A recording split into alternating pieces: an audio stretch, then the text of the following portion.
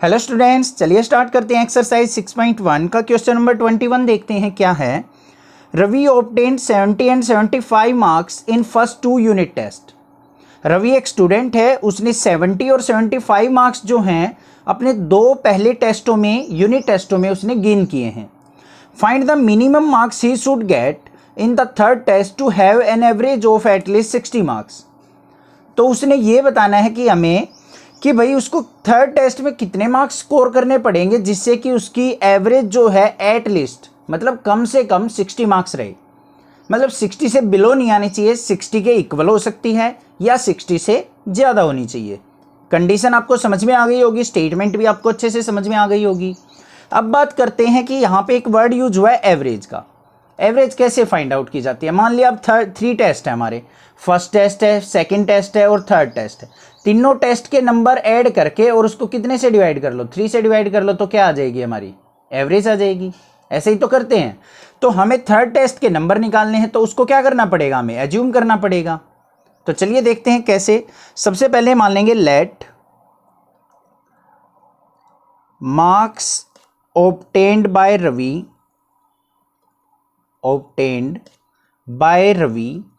इन third test. वो मान लेते हैं कि उसने थर्ड टेस्ट के अंदर x मार्क्स स्कोर किए हैं और फर्स्ट और सेकंड के अंदर कितने हैं उसके 70 और 75। तो यहां पे लिख देंगे marks in first and second test, वो कितने हैं 70 और 75। अब बात करते हैं अकॉर्डिंग टू क्वेश्चन की, जो भी हमें की कंडीशन गिवन है। एवरेज ऑफ 3 टेस्ट बोली है तो यहां पे क्या हो जाएगा, हम लिखेंगे एवरेज ऑफ 3 टेस्ट। कैसे निकलेगी, फर्स्ट टेस्ट के मार्क्स कितने हैं 70, सेकंड के 75, थर्ड के हमने एज्यूम किए हैं x, और इसकी एवरेज कैसे निकलेगी, डिवाइडेड बाय 3। और क्या कहा है कि जो ये एवरेज आएगी वो एटलीस्ट 60 होनी चाहिए। एटलीस्ट 60 मतलब या तो 60 के इक्वल हो या फिर 60 से ज्यादा हो सकती है। मतलब ये value greater than equal to होनी चाहिए 60 के। समझ में आ गई बात। यही चीज है, बस ये इनइक्वालिटी का साइन लगाना आना चाहिए, कोई दिक्कत नहीं है।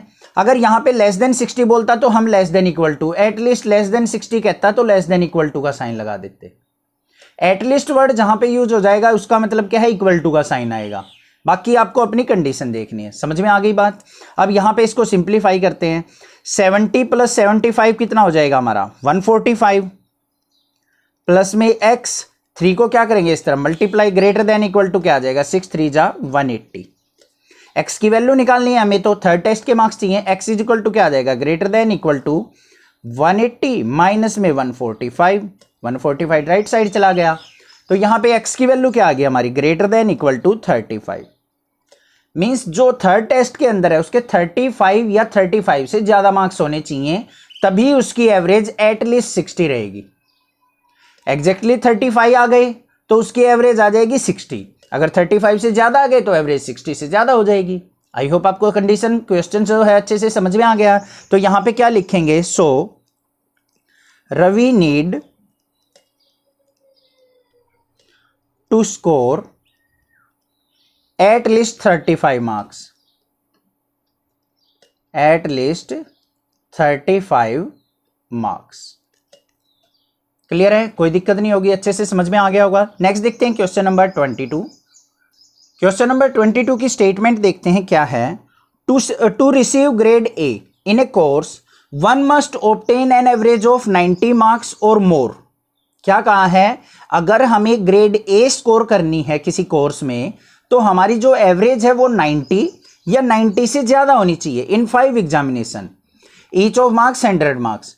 If Sunita marks in first 4 examination are 87, 92, 94 and 95, find the minimum marks that Sunita must obtain in 5th examination to get grade A in the course.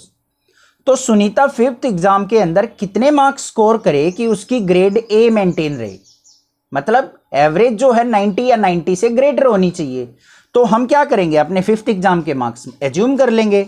Late Sunita fifth exam marks, वो कितने मान लिया हमने x, या फिर ऐसे कह सकते हैं let marks obtained by Sunita in fifth exam x, कोई भी मान लो, आप कैसे भी लिख सकते हो। नेक्स्ट है average of, according to question लेंगे, एवरेज ऑफ 5 एग्जाम्स कैसे निकलेगी। 4 एग्जाम्स के तो मार्क्स हमारे पास हैं 87 प्लस 92 प्लस 94 प्लस 95, और फिफ्थ एग्जाम के हमने माने हैं मार्क्स x, डिवाइडेड बाय कितने एग्जाम्स थे 5, तो डिवाइडेड बाय 5। हमेशा क्या होनी चाहिए, greater than equal to 90। Grade A तभी तो मेंटेन रहेगी जब इनकी एवरेज 90 या 90 से ज्यादा होगी। तो इसको सिंप्लीफाई कर लेते हैं, 87, 92, 94 और 95 को ऐड करेंगे तो आ जाएगा 368, प्लस में x अपॉन में 5 greater than equal to 90। Clear. 5 की मल्टीप्लाई कर लेते हैं, क्या आ जाएगा 368 plus x greater than equal to 5 9 जा 450। x की वैल्यू चाहिए, x greater than equal to क्या आ जाएगा 450 माइनस में 368, तो x की वैल्यू आ गई ग्रेटर देन इक्वल टू 82। मतलब उसको अपनी ग्रेड ए मेंटेन करने के लिए फिफ्थ एग्जाम में या तो 82 मार्क्स चाहिए या 82 से ज्यादा मार्क्स चाहिए, तभी उसकी क्या होगी, ग्रेड ए मेंटेन रहेगी। तो यहां पे लिखेंगे so Sunita must obtain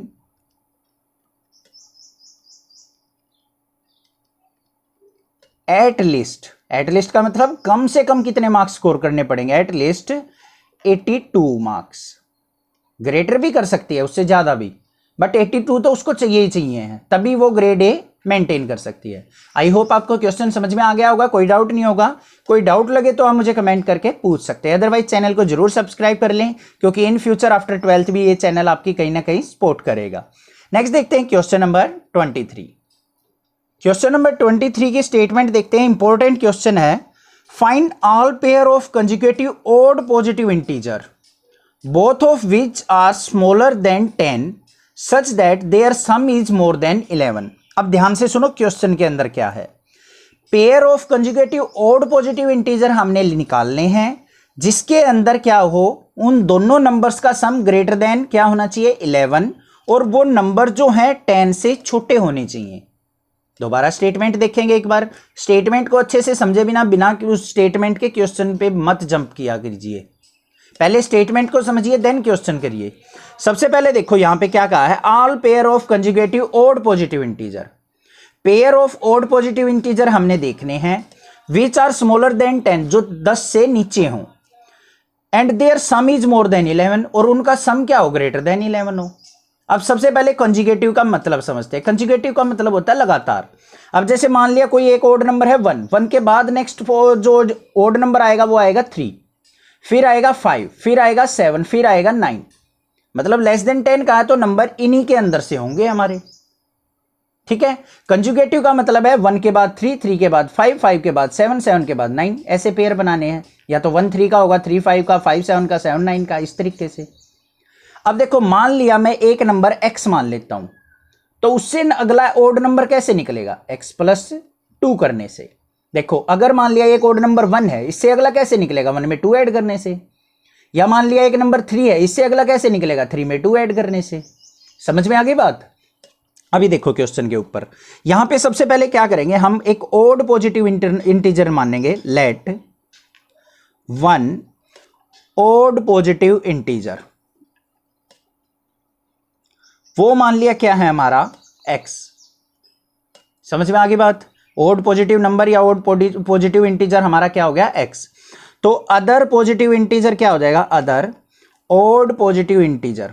conjugative होना चाहिए तो कैसे निकलेगा, x प्लस 2 करके। समझ में आ गई ना बात आपको। अगर मान लिया एक ओड नंबर हमारा 1 है, तो इससे अगला कैसे निकलेगा, उसमें 2 ऐड करना पड़ेगा, तभी तो ओड नंबर आएगा। तो एक अगर x है तो दूसरा क्या होगा, x प्लस 2। अब अपनी कंडीशन पे चलते हैं, अकॉर्डिंग टू क्वेश्चन इन दोनों का सम क्या होना चाहिए, ग्रेटर देन 11 होना चाहिए। अब यहां पे कह देता सम इज मोर देन और इक्वल टू 11, तो हम ग्रेटर देन इक्वल टू का साइन लगाते।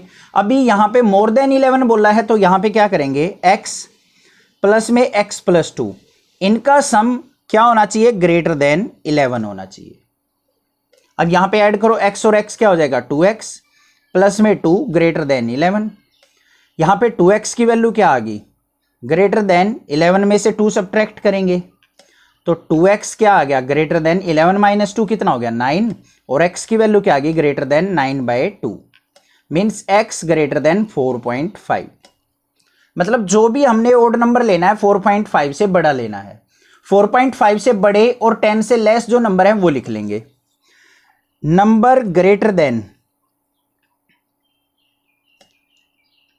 ओड नंबर लिखना, odd number greater than 4.5 and less than 10 are, कौन कौन से हैं, 4.5 से बड़ा ओड नंबर 5 है, 5 के बाद कौन सा आएगा 7, फिर 9, ये 3 नंबर हो गए।